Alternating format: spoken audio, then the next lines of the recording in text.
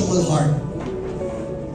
Kasi po isang bagay ang nakita ko, and I've ministered in so many different churches, so many different places, even nations, and something that is very obvious is that when a church, when a group of people would come together in faith, in hunger, sa pangalan ni Jesus, karamdaman, kausap kita.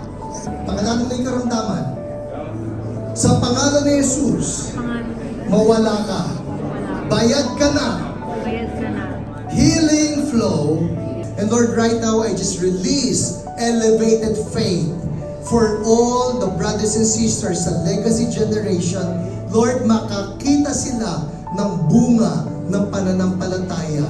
Hindi lang mga salvation, kundi mga healing, mga deliverance, mga signs and wonders to break out in their midst. Lord, we ask for more. In Jesus' name, everybody say, Amen. Lord, we want to lift your name on high.